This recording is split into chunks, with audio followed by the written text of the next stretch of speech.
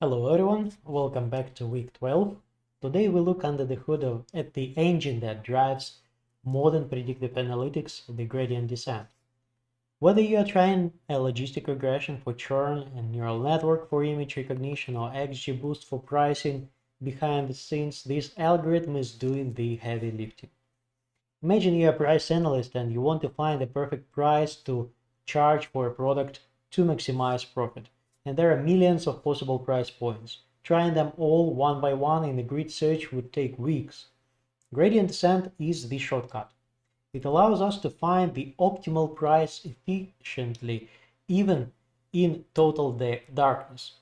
So, how does gradient descent work? It calculates the steepness of the hill, and let's open this example.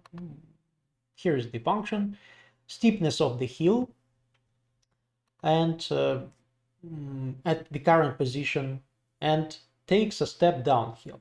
The size of that step is called a learning rate. So let's see why this parameter is the first thing that data scientists fight with. So let's have a look. We can see that three balls are moving, and the blue line, the blue ball, this is the safe driver. They are riding on the brakes, and it will get to the bottom eventually, but in a business context, this means your model takes 3 weeks to train instead of 3 hours. And compute costs, this is money. So you're actually losing money if you're applying the very low learning rate. The red line here, the reckless driver, they slam on the gas, overshoot the bottom, panic, turn around, slam on the gas again, and in extreme cases this leads to divergence. The error actually gets worse over time. So they might be when at one particular point, let's say here, it just bounced back out of the whole minima. And it constantly can be, because this kind of convex function is really simple to to optimize, but in reality the cost functions are really shapy, let's say, and there are numerous local minimums and only one global minimum. Where it is situated we don't know, and the algorithm tries really hard to find this global minimum, and setting the learning rate correctly, especially if you're training a large neural network, is a very important thing. And generally you're be considering something lower than 0.05 for most cases, everywhere you find the learning rate. And the what is learning rate? Learning rate is just the step, how large will be the step. And the new weights are dependent on the previous weights, negative gradient value at this particular point. The gradient value depends on the steepness of the curve. So here the gradient is much larger than here. If the curve is completely flat, if you're on the plateau, the gradient is actually 0 and there will be no update of the weight. So you have found or landed in the minimum. Next, let's have a look at the common real-world problem. Real coast surfaces are really perfect balls, and let's say here in the gradient descent two-dimensional one, we can see that one of the dimensions is more stretched than the other dimension, and it takes longer to find the optima over here over this dimension theta 2.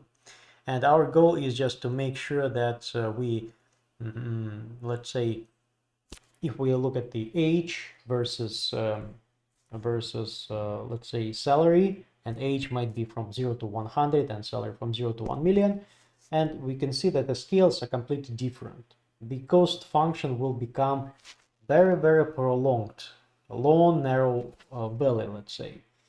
And if we are going to watch the path the algorithm took here, the algorithm will bounce frantically back and forth against the steep walls, against the celery, while making tiny, painful progress down the valley floor edge.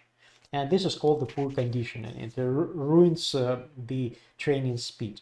So this is why we try to perform the feature scaling first. If you normalize your data scaling both age and salary to a range from 0 to 1, all right, so your stretched ellipsoids will become perfect circles, and it will be much easier for the gradient descent to optimize and find the perfect spot across those circles. All right. Finally, the danger zone. Standard gradient descent is greedy. So let's have a look. It takes a steepest step right now with no map of the future. What if the mountain has two valleys? And the red ball followed the gradient correctly, but it landed in a local minima, a shallow puddle. It thinks it has arrived. It has zero gradient, but it missed the global minimum, the deep valley on the left.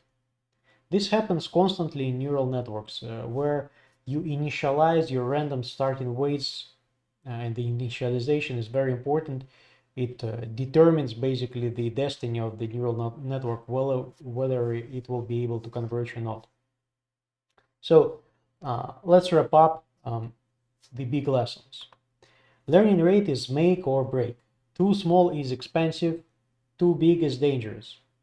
You have to scale your data. Feature scaling is not optional. It fixes the zigzag problem and dramatically speeds up the convergence. And in practice, we rarely use vanilla gradient descent. We use optimizers like Adam or RMS Prop, which automatically adjust the braking and steering to handle these valleys and traps, and uses the second order gradient derivatives to find the better way of moving towards the minimum. All right, so see you next in the next video. Happy coding. If you would like to test yourself, probably you can try this one. The second example with the balls, where you have to change those values from 4 to 10, and it will be more stretched and zigzag worse. Then you normalize data and watch it vanishes and helps overcome the zigzag pattern. All right, so happy coding.